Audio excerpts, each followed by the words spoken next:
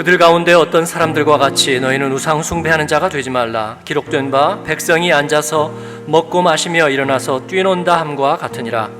그들 중에 어떤 사람들이 음행하다가 하루에 23,000명이 죽었나니 우리는 그들과 같이 음행하지 말자. 그들 가운데 어떤 사람들이 주를 시험하다가 뱀에게 멸망하였나니 우리는 그들과 같이 시험하지 말자. 그들 가운데 어떤 사람들이 원망하다가 멸망시키는 자에게 멸망하였나니 너희는 그들과 같이 원망하지 말라. 그들에게 일어난 이런 일은 본보기가 되고 또한 말세를 만난 우리를 깨우치기 위하여 기록되었느니라. 그런즉 선줄로 생각하는 자는 넘어질까 조심하라. 같이 읽습니다.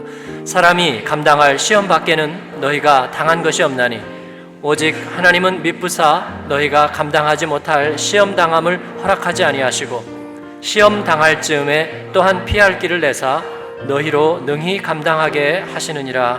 아멘. 고린도전서 강의 19번째 시간입니다. 약간은 무거운 주제가 될지 모르겠어요. 고린도전서 10장을 배경으로 무엇이 우리를 실패하게 하는가, 이 말씀으로 여러분과 은혜를 나누려고 합니다. 그들의 이야기, 우리의 이야기. 질문을 하나 드리자면, 여러분, 그리스도인도 실패할 수 있나요?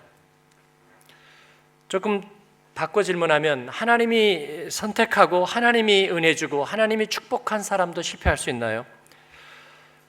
이 질문은 실패는 누구라도 할 수 있다는 것을 부인하는 것이 아니죠. 몰라서 묻는 질문 아닙니다.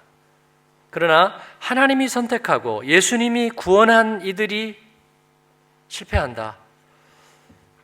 이건 대단히 무거운 질문이 아닐 수 없습니다. 게다가 은혜를 받은 사람의 바로 그 은혜가 실패한다는 사실은 충격적이기까지 합니다.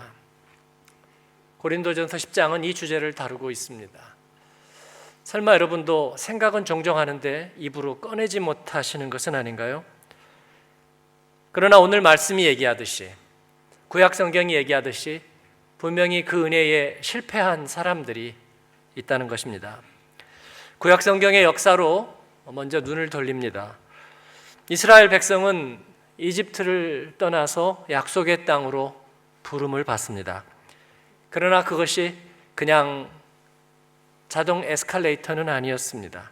홍해가 가로막았고 마음이 바뀐 파라오의 군대가 그들을 사정없이 죽이기 위해서 추격해 옵니다.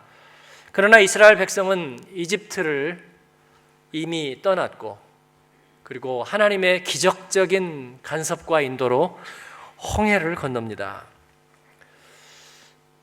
그 다음에는 길이 없는 뜨거운 광야, 거기에서 하나님은 그들을 구름 기둥으로, 역시 기적적인 인도함으로 그들을 인도합니다.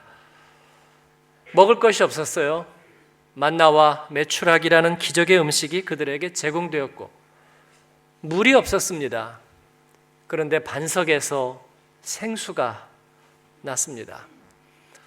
그래서 그들은 기적의 음료를 마십니다. 그런데 그런 경험을 겪은 그들이, 그런 기적을 경험하고 그런 은혜의 선물을 받은 그들이 시험을 받아서 너무나 쉽게 유혹에 빠지는 거예요. 음식이 입에 안 맞는다 불평하고, 또 물이 없다 원망하는 거예요. 그리고 그들이 출발해온 그 자체를 부정하고 원망하는 마음들이 있고 폭동이 일어납니다. 하나님 대신에 이집트의 신을 상징하는 금송아지를 만들고, 그리고 광야에 유랑하는 부족들과 집단적인 간음을 하고, 어려운 일을 만날 때마다 견디지 못하고 무너지는 것입니다. 그리고 그 다음에 충격적인 표현이 등장합니다. 하나님의 기적과 은혜의 체험이 그들에게는 큰 의미가 없었던 것 같다는 내용입니다. 큰 은혜를 받고도 돌아서서 떠나는 사람들. 여러분, 믿음 생활이란 그런 것입니까? 옆에 분에게 한번 물어보세요. 그런 것입니까?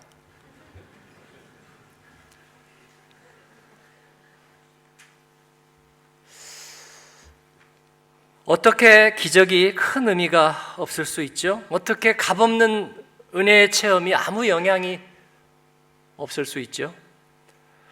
만약 기적을 체험하고 큰 은혜를 입었음에도 실패한다면 그러면 우리 인생에서 성공할 수 있는 건 도대체 뭐가 있기는 한 겁니까? 기적이 뭔지 잠깐 생각해 봅니다. 여러분, 기적이 뭐예요? 일반적으로 0.1%의 확률적인 요행?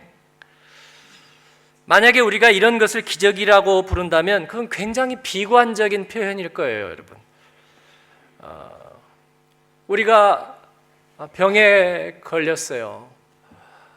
큰 병원 가라 해서 갔고 조직 검사하라고 했고 뭐 MRT 찍으라고 해서 다 찍었어요. 의사가 사진 가지고 면담하는데 당신 얼마 남지 않았습니다. 너무 퍼져버렸어요. 수술해도 건강 되찾고 살아날 확률 0.1%입니다. 이제 기적을 바랄 수밖에 없습니다. 라고 말한다면 그 기적은 뭘까요? 사형 선고입니다. 0.1%의 기적, 그건 사형 선고예요. 만약에 교통사고가 났어요. 다 죽었습니다. 그런데 유일하게 한 사람이 영문도 모르게 어떻게 해서 살아남았습니다. 기적이죠. 그러나 그 기적은 요행일 뿐입니다. 왜냐하면 설사 그와 같은 상황이 또 벌어진다고 해도 다시 살아남기를 기대할 수 없기 때문이에요. 다시 그와 같은 일이 한 사람이 우연히 살아날 가능성은 거의 없기 때문입니다. 그런데 얘기를 한번 돌려보죠. 다른 각도로 불타는 집에 이제 불이 붙었습니다. 그래서 더 이상 살아날 수 없는데 그리고 사람들이 들어갈 수도 없어요. 집이 무너지고 있습니다. 근데 그 안에 사람이 있어요. 그때 소방관이 그 불타는 집에 뛰어듭니다. 영화 보면 자주 나오잖아요. 그렇죠? 뭐 기둥 막 푹 떨어지고 말이야. 벽도 무너지고 그 사이사이로 뚫고 들어가서 사람을 구해냅니다. 기적입니다. 그러나 이 얘기는 조금 달라요. 만약에 또 그 같은 상황이 와도 누군가는 어떤 소방관인가는 또 뛰어들 가능성이 있습니다. 그렇다면 이런 기적은 계속될 가능성이 있는 겁니다. 누군가는 그 어려운 일을 자꾸만 해내고 있기 때문입니다. 여러분, 이 기적은 우리에게 소망을 갖게 합니다. 옛날에 우리의 가족들을 부양했던 우리 조선의 어머니들이 계십니다. 그 어머니들은 많은 식구를 보살폈고 그리고 어려운 살림에 늘 가게를 맡고 그리고 한데서 고생을 하셨습니다.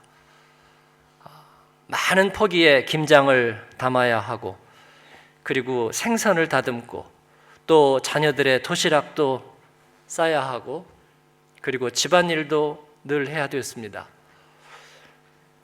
무겁고 잘 들지 않는 칼로 박지 않은 재래식 부엌에서 아주 합리적이지 않은 동선을 따라서 일하다가 종종 손을 베셨습니다.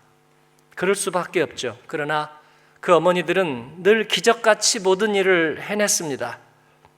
동네 잔치가 오면 30명 잔치 손님도 썩썩 받아내고 아무리 없는 살림이라도 자식은 굶기지 않았습니다. 어떻게 하든 자식을 살리기 위해서 자식의 필요를 채워내는 어머니를 자식들은 하나도 이상하게 여기지 않았어요. 당연하게 여겼습니다. 우리 어머니는 가슴 누르면 전 나오고 그리고 이 몸빼라고 그렇죠? 예, 그냥 일할 때 입는 옷 거기다 손 넣어보면 용돈 나온다 그렇게 생각했습니다. 이놈의 새끼들이. 왜냐하면 그 기적의 배후에는 기적의 어머니들이 있었기 때문입니다. 이걸 그냥 두고 넘어갈 수 없는 기적 같은 사랑의 어머니들이 거기에 있었기 때문입니다. 그래서 그 기적은 계속 일어난 것입니다. 누군가 그래요. 내가 학교를 졸업한 게 기적이라고요. 아니요. 그가 졸업한 게 기적이 아니라 그를 학교 졸업할 때까지 뒷바라지한 사람이 기적의 주인공이 되는 것입니다. 여러분, 기적이란 믿을 수 없는 확률적인 해프닝이 아니고 그럴 수밖에 없는 사랑입니다. 성경이 바라보는 것은 기적 같은 이야기가 아니라 바다가 갈라지고 그리고 하늘이 열리는 그런 이야기가 아니라 이 모든 대가를 지불하며 그 기적을 일구는 사랑의 하나님에 대한 이야기입니다. 다시 이스라엘 백성의 얘기로 돌아가요. 그들에게는 뭐가 잘못되었을까? 그들은 필요에 대한 절박함은 있었지만 이를 주시는 분이 누구인가에 대한 알고자 하는 간절함이 없었어요. 마치 어린 아기들의 미성숙 같은 거예요. 그냥 주니까 주는 건 줄 아는 거예요. 아니, 돈이 없으면 저 겔트 아우토마트 누르면 나올 텐데라고 생각하는 아이들과 같아요. 저 아이도 어릴 때 그런 얘기를 했었거든요. 겔트 아우토마트 찾아서 집 사자, 아빠. 겔트 아우토마트가 굉장히 커야 되겠는걸. 그들은 기적에 대한 갈망은 있었지만 기적을 이루시는 분이 누구신지에 대해서는 온전히 알지 못했습니다. 그것이 비극이었어요. 정말로 그들의 인생에, 우리의 인생에 무엇이 중요한지를 알아차리지 못하는 갈망들. 여러분, 많은 사람들이 하나님 믿는 거 어렵다고 말해요. 믿지 않는 사람들은 그래요. 나는 믿음이 없어 믿지 못하고 믿지 못하니까 믿음이 없습니다. 보이지 않는 하나님을 믿는다는 것은 왠지 받아들이기 힘듭니다. 그런 사람이 운전하다가 낯선 곳에 가서 기름이 떨어집니다. 독일어로는 번역 잘하세요. 우리는 그냥 기름이에요, 그렇죠? 모든 배터리는 다 밥이고, 그다음 모든 채우는 건 다 기름이에요. 제가 독일에 와서 이 자동차 연료 넣는 것을 기름이기 때문에 오일이라고 했더니 아무도 모르더라고요. 벤진 뭐 이런 거 얘기해야 되는데 제가 오일을 넣는다니까, 오일? 엔진 모터오일? 아니, 우리는 기름이잖아요, 그죠? 네. 배터리 가서는 밥, 시계 밥.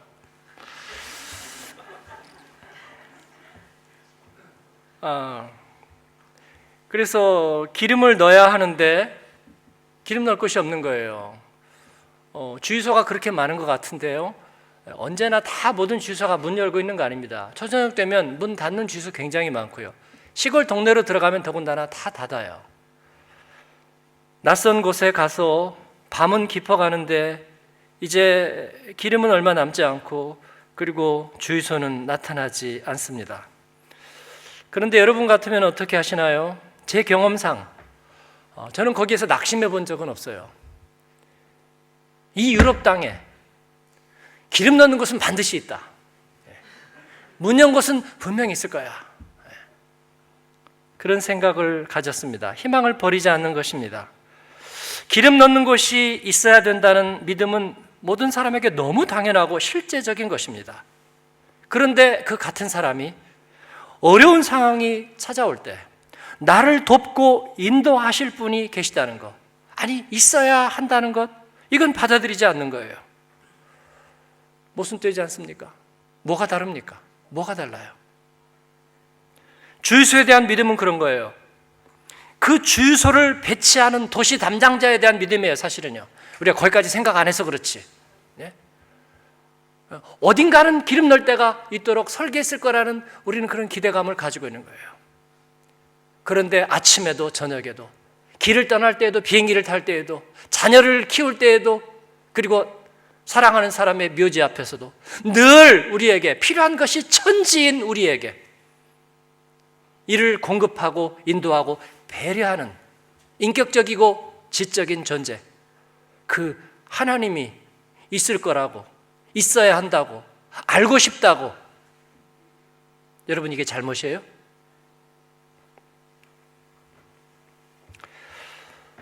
저는 그 이유가 단 하나라고 생각이 듭니다. 내 마음 안에 누구를 주인으로 넣느냐 하는 싸움 때문입니다. 우리는 우리 안에서 언제나 그 싸움을 하고 있습니다. 내 안에 내가 주인이 될 것인가? 아니면 하나님이 주인이 될 것인가? 어릴 때 삼류 무협 영화 보면 부모님을 죽인 원수는 어디서 만납니까? 외나무 다리에서 만납니다. 우리가 그 영화를 같이 봤나요? 잘 알고 계시는 것 같아요. 그리고 거기에서 말하죠. 우리 둘 중에 하나는 없어져야 된다고. 같은 하늘을 둘 다 이고 살 수는 없다고. 그렇게 말합니다. 근데 이 말은 우리들 안에서는 언제나 진리입니다. 사람의 마음 안에는 두 가지 중심이 있을 수가 없습니다. 언제나 그렇습니다. 제가 가정이란 무엇인가 하는 질문을 드린 적이 있는데 가정은 전부입니다라고 제가 말씀을 드렸습니다. 남편에게 아내란 누구인가? 전부인 사람입니다. 애처가이고 사랑하고 그걸 떠나서 그렇습니다. 내 가정만이, 나의 가족만이 중요하다, 저는 그런 뜻에서 말씀드린 것이 아닙니다. 가정이란 전부를 필요로 하는 것이다, 그런 거예요. 전부를 쏟아넣지 않으면 가정에서는 우리는 아무것도 할 수 있는 일이 없습니다. 자녀는 전부입니다. 자녀에게 전부를 주지 않는다면 우리는 자녀를 위해서 아무것도 할 수 있는 일이 없어요. 자녀가 운동하다가 어떻게 해서 팔이 부러져 봤어요. 그러면 그래, 너는 한 번밖에 안 부러졌구나. 아빠는 2번 부러졌는데 그러면서 인생은 크는 거지. 그래요? 아니요. 그 사람은 아마 아빠가 아닐지도 모르겠어요. 그럴 수는 없는 것입니다. 왜냐하면 가정은, 그리고 자녀는, 아내와 남편은 전부를 요구하도록 되어 있는 존재이기 때문에 그렇습니다. 마찬가지로 하나님은 전부인 분입니다. 하나님은 substance입니다. 하나님은 본질이에요. 이게 좀 범실론적으로 들릴지 모르겠어요. 하나님, 성경에 있는 하나님, 그 말 빼버립시다. 내 안에, 내 삶에는 말이죠, 뭔가 본질이 필요하다고. 주변적인 것만 필요해요, 여러분. 정말 본질이 필요하다고. 그건 누구나 필요해요. 그의 이름을 하나님이라고 하잔 말이에요. 그리고 우리는 성경에서 바로 그 본질인 하나님을 발견하는 거예요. 우수리가 아니고 진짜 말이에요. 인생에는 목적이 필요합니다. 목적도 없는 인생이 되기에는 우리는 너무 복잡해요, 여러분. 우리 하나님은 그 목적입니다. 아니요, 하나님 뗍시다. 내 인생에 정말 후회하면 안 되고, 그리고 거기에 도달하지 않으면 안 되는 나의 사람됨의 뜻을 충족시키는 내 인생의 진정한 목적, 그를 하나님이라고 합시다. 성경은 내가 바로 그 목적이라, 바로 그 하나님이라 그렇게 얘기하고 있는 거예요. 하나님은 우리에게 빛과 긍정이십니다. 여러분, 부정이 얼마나 우리를 힘들게 하는지, 제가 오늘 제목을 무엇이 우리를 실패하게 하는가, 이 제목을 적어놓고 굉장히 고민했어요. 이 부정의 기운이 우리에게 깃들지 않도록 말이에요. 하나님은 빛이고 긍정이십니다. 하나님은 언제나 우리가 낙심하지 말아야 할 이유입니다. 아이가 시험을 봤어요. 엄마가 물어봅니다. 몇 점 맞았니? 아니야. 100점 맞았지? 100점 맞아. 혹시 몇 명이나 100점인지 알아도 되겠니? 아이는 이미 맛이 갔어요. 그러나 엄마는 왜 엄마겠어요? 엄마니까 엄마죠. 금방 알아차렸어. 우리 아이 기를 죽였구나. 아니야, 다 100점 맞고 너 혼자 50점 맞아도 나는 너를 사랑해. 낙심치 않아야 될 이유, 우리 어머니 아버지가 나중에 알고 보니까 다른 집 부모만 크게 낳은 것도 없는 평범하고, 그 안에 피해의식도 있고 상처도 있고 아픔도 많고 절망도 있고 분노도 있고 증오도 있는 그런 사람이었지만, 그러나 나의 부모로 있는 한 그들은 기적의 사람들이었어요. 기적을 일구는 어머니, 기적을 일구는 아버지였단 말이에요. 하나님은 그런 분입니다. 어떤 경우에도 기적을 일으키시는 분. 그러나 이 하나님은 우리 안에서 파트잡으로 일하는 한 할 수 있는 게 아무것도 없습니다. 전부일 때만, 전권 폴마크트, 전권을 드릴 때만 그분은 뭔가 일하기 시작하실 수 있어요. 사랑하는 여러분, 이 하나님을 내 안에 전부로 대우하는 저와 여러분이 되기를 축원합니다. 노래 한 자리 하겠습니다. 수많은 사람 중에 나를 택해 잡으시고 눈물 거두어 빗살가루 채우시니 그분은 내 자랑, 나의 기쁨, 나의 노래, 나의 전부 되시네. 노래 방창 안 해보셨어요? 마이크 가면 여러분이 부르셔. 나의 되시네. 아멘. 예배 시간에 너무 방자한 저를 하나님 용서해 주세요. 그 반대편에는 나 중심의 생각이 있는 것입니다. 나 중심의 생각은 부작용이 너무 많아요. 세상을 우연과 요행으로 보게 합니다. 나 중심으로 사는 세상에 절대 가치는 없어요. 그리고 사람이란 세월이 갈수록 믿지 못할 것들 뿐입니다. 어떤 사람이 나는 나 자신밖에 믿지 않습니다 라고 말할 때 그의 감추운 불안이 우리를 슬프게 합니다. 그런 생각은 언제나 실망과 좌절을 가져오는 거예요. 왜냐하면 나 중심의 생각은 한 번도 만족된 적이 없습니다. 성공한 적도 없습니다. 내가 옳다는 생각은 하나님을 수단으로 만들 뿐이에요. 은혜? 그건 뭐든지 괜찮아 그런 뜻 아니야? 나를 위한 한없는 관대함 그런 것 아닐까? 그러나 그 관대함이 단 한 번만 어그러져도 나는 실망하고 분노하는 것입니다. 그들의 생각이 옳습니다. 맞아요. 그들이 하나님을 우습기 짝이 없는 것으로 만들었는데 그들의 전부도 아닌 파트잡이고, 그리고 그들 안에 너무 작고 초라한 그 하나님은 우습기 짝이 없는 것입니다. 그들이 왜 실패했느냐고요? 기적에 실패했다고요? 은혜에 실패했다고? 아니요, 그들은 하나님에 대해서 실패한 것입니다. 그들의 하나님이 실패한 것입니다. 더 큰 충격이 고린도전서의 말씀에 나와 있습니다. 그건 뭐냐면 그 역사의 교훈에서 그들이 바로 그와 같이 은혜와 기적의 하나님에 대해서 실패할 때에 하나님도 그들을 기뻐하지 않았고 그들에게 등을 돌렸다는 말씀입니다. 이게 더 충격적입니다. 하나님도 그들을 기뻐하지 않았답니다. 그들에게 등을 돌렸답니다. 아니, 그럴 수가 있습니까? 은혜를 주었던 그들을, 기적으로 이끌었던 그들을 하나님이 버리다니요. 하나님은 처음부터 알고 나중도 알고 그런 분 아니었나요? 그들이 나중에 그럴 줄도 알았어야 되지 않나요? 그럴 줄 알았다면 처음부터 그러지 말았어야 되지 않나요? 아니면 그들이 잘못했더라도 잘못하지 않도록 만들어줘야 하지 않나요? 예수님은 70번에 7번이라도 용서한다고 하지 않았나요? 옆 사람에게 얘기합시다. 어디서 많이 듣던 얘기죠? 네.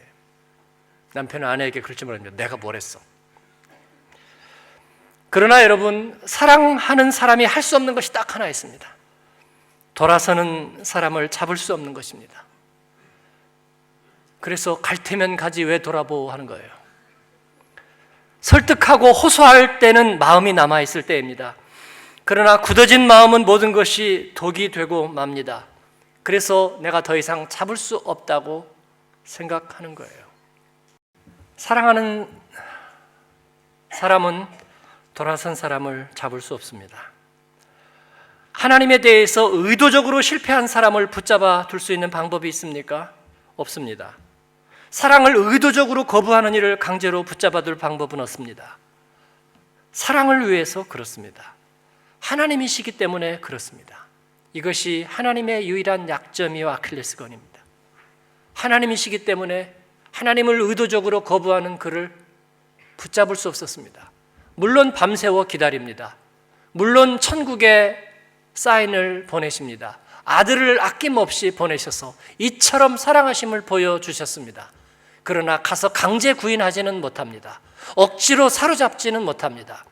마치 그 모습은 내어 버려두는 것 같지만 하나님은 한 번도 우리를 버린 적이 없습니다.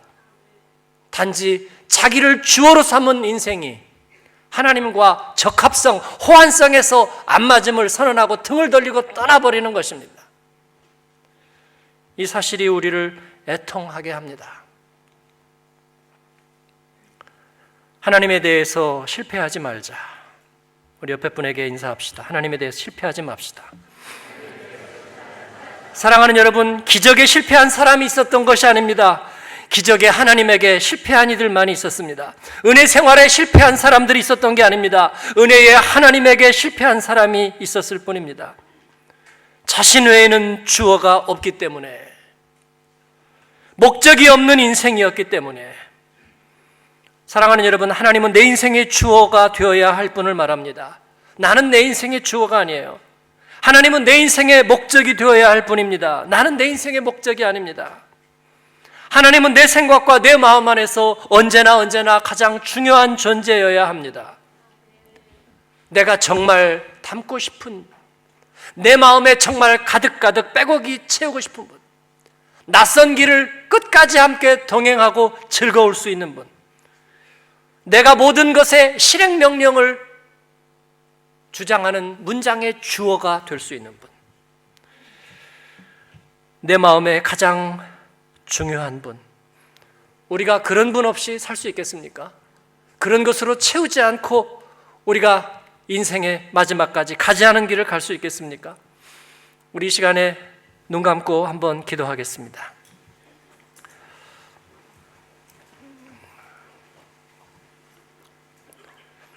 대개 설교자의 마지막 말이긴 하지만 그래도 여러분 한번 진지하게 들어보세요.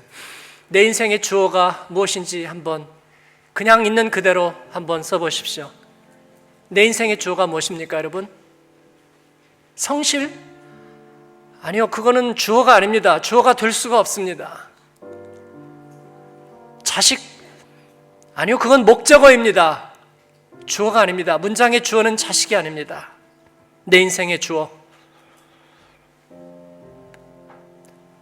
사랑의 하나님, 나를 이처럼 사랑하신 사랑의 하나님, 불타는 집에서 나를 끝까지 구해내시는 내 인생의 구름기둥과 불기둥, 만나와 메추라기, 반석을 뚫고 샘물을 내고 손을 베면서 내 도시락을 채워주고, 내가 아플 때 자기가 대신 아파줬으면 하고 바라던 그 어머니 같은 바로 그 하나님, 그 하나님이 내 인생의 주어입니다. 내 인생의 주어를 그렇게 씁니다.